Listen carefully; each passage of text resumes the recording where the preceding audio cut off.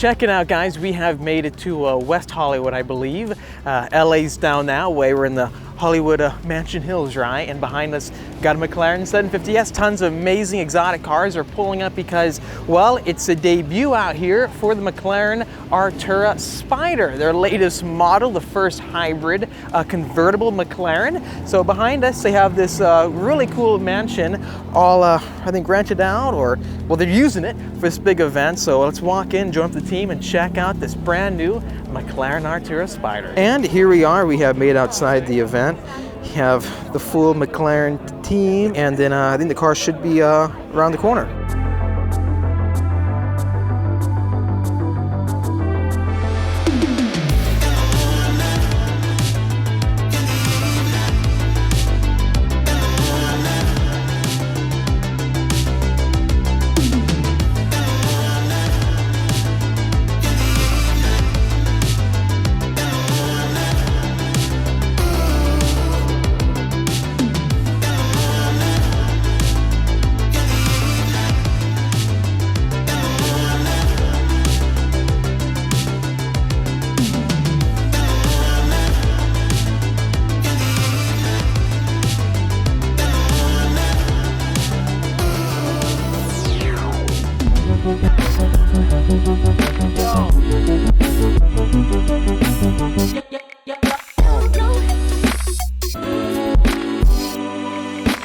And here we have it, guys, our first look up close at the new McLaren Artura Spider. This one is the only one that's really opened up so we can check it out up close. Hopefully you can hear me.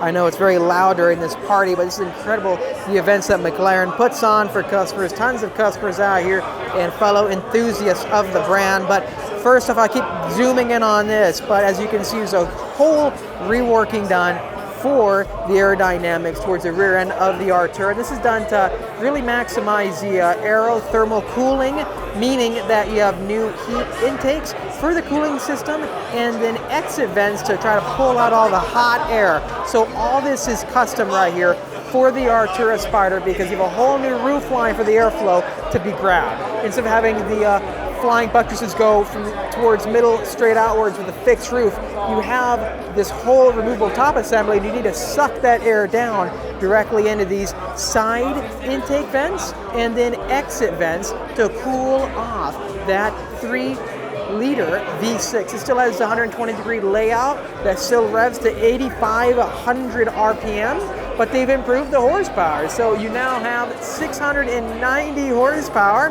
with the McLaren Artura. Big jump, about 20 horsepower jump from the team, and they're even giving out a software update to try to improve the horsepower for the model years currently already out. So if you currently have one, you're not, totally left alone, in the ocean. They're going to save you and help give you more horsepower. So I'm really happy to hear that they're doing that. Therefore, if you have a current one coming in, you still have options for getting the upgrades. Here we go, getting inside the McLaren Artura Spider. So you guys have seen our test with the standard McLaren Artura. Okay guys, the key word I'm looking for is spacious right now, because sitting inside the McLaren Artura Spider, they've done it well. I think McLaren is just the king at the supercar cockpit. I know with my 750S, it's a really fun car to drive, and it's not a convertible, unfortunately, but I can totally see this vehicle fitting in perfectly with the California lifestyle, because in California,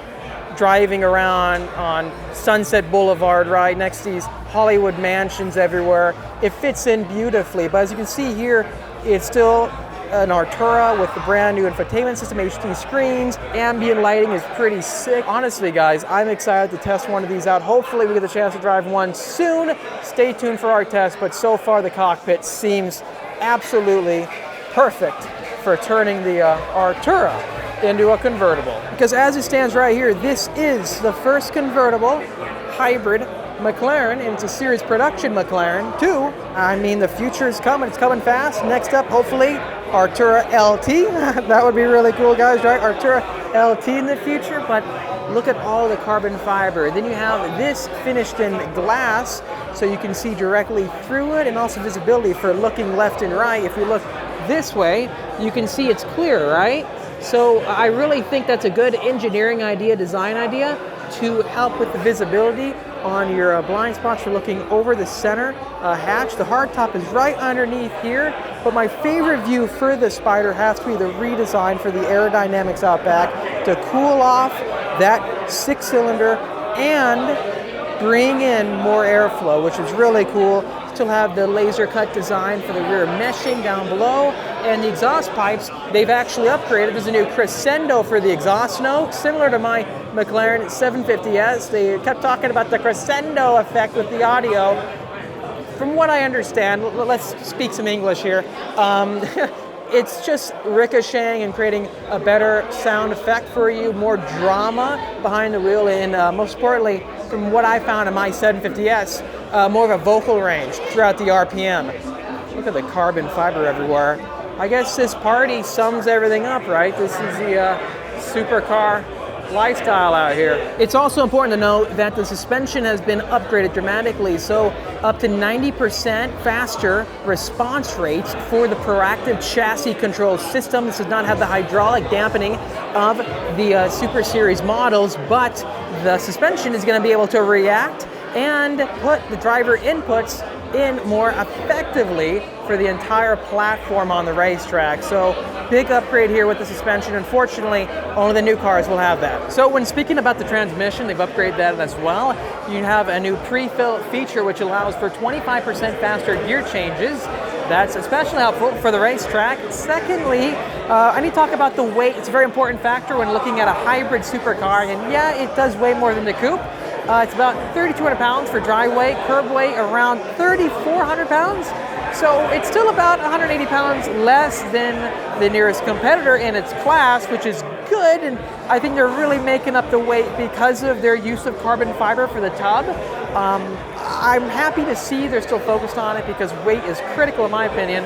It's going to weigh more than a gas-dedicated McLaren, of course, but it's still, I think, the lightest hybrid supercar you can really buy on the market. So 3,400 pound curb weight for a hybrid? I'd take that. That sounds pretty good. Those are actually real people, guys. So they're posing Hollywood style. How do they do it? Okay, guys, that's going to wrap up our time out here today with McLaren. Look at this giant statue. Please let me know your thoughts in the comment section down below of the brand new McLaren Artura Spider. Stay tuned for our test if we get to do that soon, hopefully. That would be fantastic. But hey, it's really cool seeing the first car here, 750S in Papaya Spark. Just like mine, and I can't wait to get to the track more. If you enjoyed this video, please hit the like button. It really helps me out. And subscribe for much more great content coming out your way. Hit the notification bell so you're up to date with all the new videos coming out when I post them. Thanks again, and I'll see you in the next episode.